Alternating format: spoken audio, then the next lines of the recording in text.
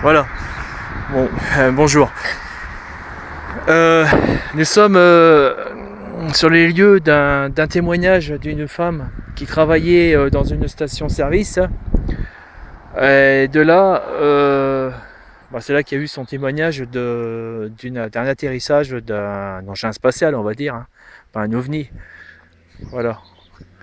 Je suis assez ému quand même parce que ça fait assez bizarre. Alors, apparemment, la station, elle était ici, donc elle a été démolie et donc convertie en lieu de repos. Voilà. Ah, bon, je passe les détails. Je pense que les pompes, ils étaient ici. Il y a les pompes de l'autre côté. Bon, ça ne me concerne pas. C'est un haut plateau. Et par là, vous avez Arras. La ville d'Arras qui est là-bas. Voilà, là-bas. Vous voyez, il y a les tours, tout ça. Alors, d'après la personne euh, qui est la nièce de cette femme, m'a dit, parce qu'elle a passé son enfance dans cette station, m'a dit que la sortie était côté droite. Et donc la personne me disait qu'en sortant, elle voyait dans le champ, donc ça serait ici qu'ils ont atterri. On va y aller. Voilà. Donc voilà. Ils auraient atterri ici.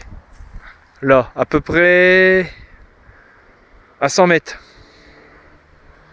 Hein, alors, étant donné qu'il y a beaucoup de témoignages que ce sont des êtres qui font à peu près 1m40, elle disait qu'elles étaient à peu près la taille d'un. Il me semble qu'elle m'avait dit qu'elles étaient la taille d'un enfant.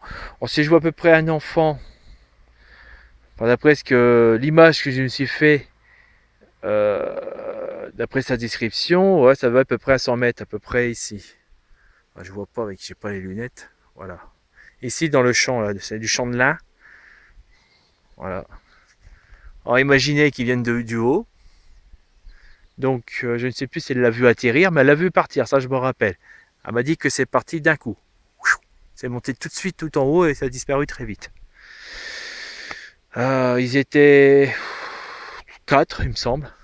Quand ils avaient atterri, ils sont sortis, ils étaient à 4, ils faisaient le tour du vaisseau, je ne sais pas. Ils avaient peut-être des anomalies, apparemment ils étaient occupés sur le vaisseau, leur intention était dessus. Peut-être qu'ils avaient des anomalies après tout. Ils n'ont pas pris d'échantillons par terre, quoi que ce soit. Ce qui est marrant, c'est qu'ils ont quand même le toupet d'atterrir ici, et puis que la ville d'Arras c'est pas loin. Je ne sais pas si les usines ils étaient là dans le temps. Enfin quoi, ils sont assez gonflés quoi, je pense. Et pas loin d'une station en plus.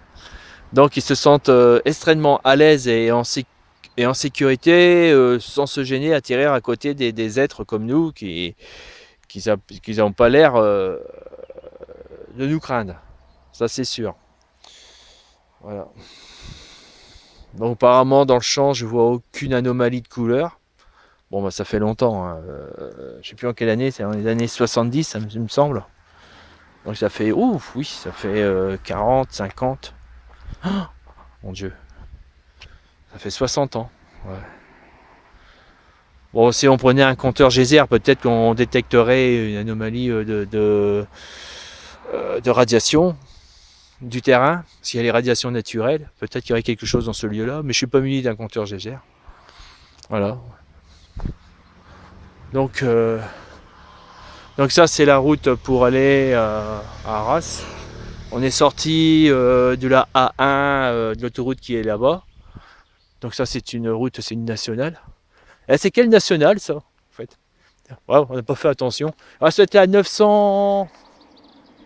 Il me semble. La 930... 939, il me semble. Ah, je vois rien. Si vous voulez faire un tour, pour vous recueillir sur ces lieux d'observation. 139. Voilà, c'est la nationale départementale, pardon. Départementale 939. Voilà. Il est juste à côté de la baraque à frites. Voilà. Donc Arras, c'est pas loin. Hein. Arras, c'est là-bas. C'est là-bas. On va voir, il y a un patelin entre Arras. Voilà. Alors le ciel. Donc les arbres qui sont ici, les plantations. Les arbres et les plantations qui sont ici, comment je dirais-je, ils sont d'époque, hein, ils ont été plantés lors de la création de la nationale. Voilà. Bon, ça peut te donner une date. Hein. Ah, vous voyez, à part que les lignes haute tension qui existaient. Ouais, mais il me semble qu'elle m'avait parlé des lignes haute tension. Ça, les moulins, ils ont été installés avant, là, les éoliennes. Voilà, c'est une région qui est très très plate. Hein. On voit très très loin. Pour les observations impeccables. Alors, une particularité qu'ils ont attiré ici, peut-être parce qu'ils avaient une bonne visibilité du terrain, certainement, que c'est un peu stratégique pour leur protection, peut-être. Voilà. Alors pourquoi ils ont atterri là? Pourquoi faire? Venir de si loin et puis venir atterrir ici exactement. C'est un grand mystère. Mais enfin bon, cette dame-là, ce jour-là, elle a joué le gros lot, quoi. C'est pire que de jouer au loto, quoi. Je veux dire, avoir cette chance qu'ils atterrissent là dans sa vie, une fois dans sa vie, hein, c'est incroyable. Voilà. Normalement, vous devez avoir les témoignages dans le journal de Picardie, si je me rappelle, dans les années 70. Enfin, faut regarder la vidéo que j'ai postée. Vous aurez la date. Il suffit de rechercher dans le courrier, dans les journaux de cette époque. Alors, il me semble qu'il parlait, alors que c'était un essai secret militaire français. Alors, depuis ce temps-là, je pense qu'ils auraient sorti l'arme secrète depuis longtemps et on se déplacerait plus par mirage, mais par une soucoupe volante, les militaires. Je pense qu'ils ont eu le temps d'améliorer leurs expériences, quoi. Bon, pour l'instant, il n'y a rien qui est sorti. Donc, comme d'habitude, les journaux et puis les médias, ils essayent de élucider par des opinions qui ne sont pas fondées et puis qui fondent. Hein, et puis voilà. Bon, après, on m'avait raconté aussi l'histoire de gaz aussi. Bon, enfin bon, la connerie habituelle, hein, vous voyez. On ne sait pas. Bon, je crois que je vais me taire parce que moi, je suis comme vous, je ne sais pas. Bon, mais enfin, voilà les lieux.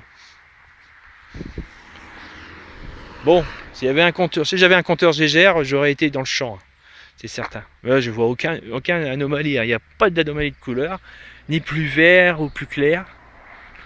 Non, ça c'est l'ombre du caténaire, du pylône électrique, pardon. Il n'y a rien du tout. Il faudrait venir avec un drone de mon fils pour survoler, pour voir s'il n'y a pas quelque chose. Ok, voilà, bonne journée.